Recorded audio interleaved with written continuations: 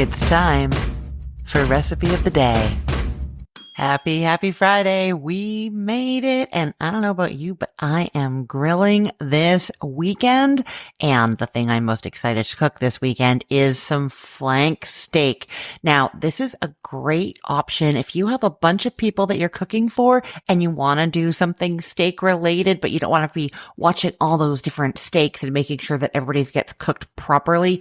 You know what I mean? Everybody wants their steak done differently. It's kind of a pain. If you're cooking steaks for 4 people or more, it can be hard if everybody wants them done differently, right? So flank steak is one of the great cuts that kind of solves this. And that is because flank steak is not of an even thickness. A steak with an uneven thickness might seem like a problem, but this is one of those cases where the bug is a feature. Yeah, so what you're going to do is you're going to cook that steak so that the very middle is the rarest of any of the preferences among the people that you're cooking for. So if somebody likes theirs medium rare, then you're going to cook the middle to medium rare.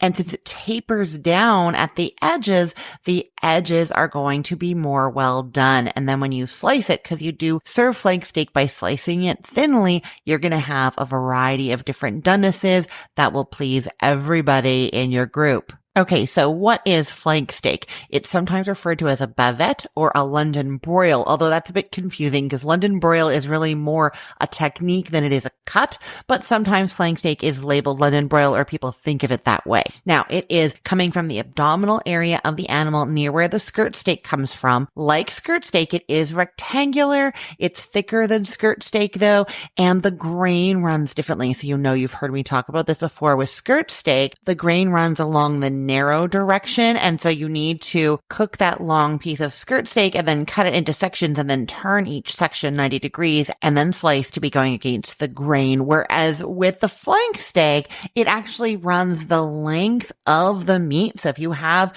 your flank steak in front of you and you lay it so it is a long way laying in front of you, parallel to your cutting board, for instance, you'll see that the grain is running in that parallel direction as well. So then when you just cut it moving from right to left, if you're right-handed, you're just slicing, you're going to be going against the grain. So that is one way that it is different from skirt steak. Now, different from skirt steak also is it tends to be leaner. And so sometimes people think of it as chewier, but if you slice it thinly and you slice it against the grain, you are going to be just fine. It's actually really beefy and meaty in flavor, and you're going to get a nice crust on the outside because we're going to cook it over high heat. We're grilling, remember, and it's going to be delicious, not chewy or tough at all. Now, I get asked often if there should be a marinade on this baby, and I am telling you, you don't need it. When I do flank steak, I'm often just doing salt and pepper. Sometimes I go in with some garlic powder and some chili powder, and that is it. It is so good and flavorful like that. But if you want to do a marinade, I do suggest that you use one with a higher salt content. And so I'm going to link to my carne asada recipe, and you can see the amount of salt in there. What that does is it actually helps the marinade to penetrate more deeply, acting kind of like a brine.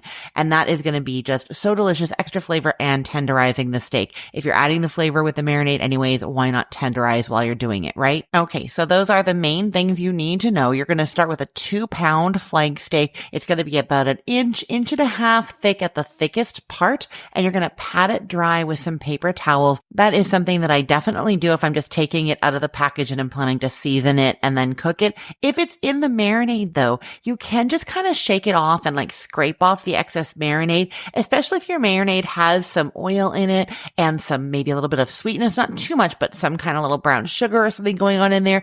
A little bit just slightly clinging to that steak is going to help get that nice crust on there. So just wipe it off. You can pat it dry just a little bit, but a little bit of that marinade on there is going to be great. Just note, if you are using a marinade that has a salt content, you're not going to go in and add more salt like this recipe says to do. It says sprinkle with the salted pepper. Don't sprinkle with the salt because you already salted it with that marinade that had that high salt content, right? Okay, so now you've got your flank steak. It's either marinated or not. You've patted it dry. You've seasoned it how you want. You're preparing your grill for cooking over direct heat over medium high. If your grill has a thermometer to tell you how hot it is, you want it to be reading 400 to 450 degrees Fahrenheit. If you don't have a thermometer there, you can do that hand test, the Mississippi test. You put your hands 3 inches above the grill grate, and you should be able to hold them there for just 2 to 3 seconds before they get too hot and you need to pull them away. That's 1 Mississippi, 2 Mississippi,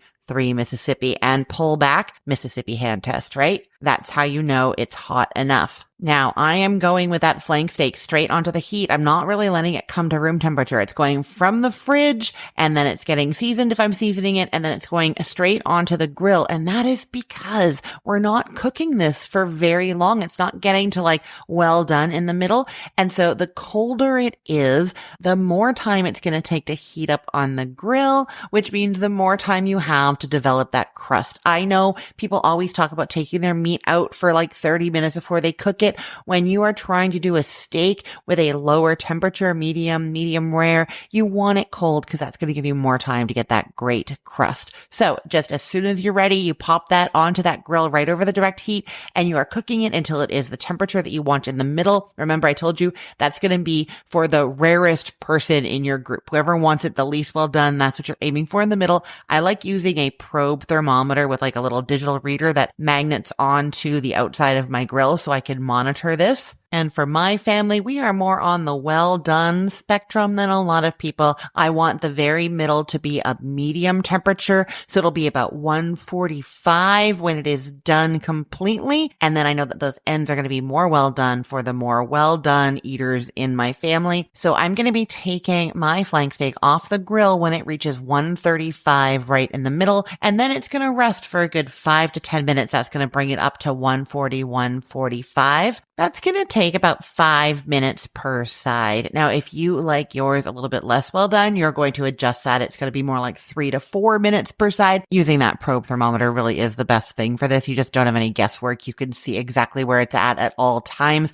I will put a link in the show notes to the one that I use because it is very inexpensive. I think it was like $20, but you're not breaking the bank to get this, and you are going to love how perfectly your steaks and roasts and things get cooked forevermore when you have that in there. Okay, so once it is at the temperature that you want, remember 5 to 10 degrees under because it's going to rest for 5 to 10 minutes and that'll bring the temperature up. Then you are slicing very thinly against the grain and you're serving it right away. You can serve it just like that with a baked potato on the side. You can do tacos. It's wonderful on a steak salad. I love it with some chimichurri sauce. I will put links to a bunch of those different ideas for what you could use this for in the show notes for this podcast episode, along with, of course, the link to the best flank steak recipe, or you can head to cookthestory.com/ROTD and get it there.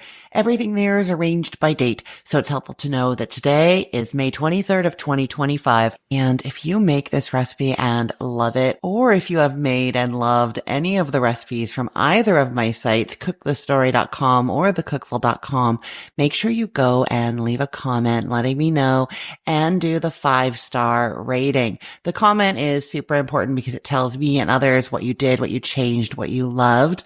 But then the 5-star rating actually helps me grow my business. People see those stars when they're searching for recipes on like Google or other places, and then they're more likely to click over and find me. So I really appreciate it when you do those comments with those 5-star ratings. I know some of you have already been doing it, and I am so grateful. Thank you so much. I am Christine Pittman from cookthestory.com, thecookful.com, the all-new chicken cookbook, and from this podcast, Recipe of the Day. I hope you have a great day. Let's get cooking.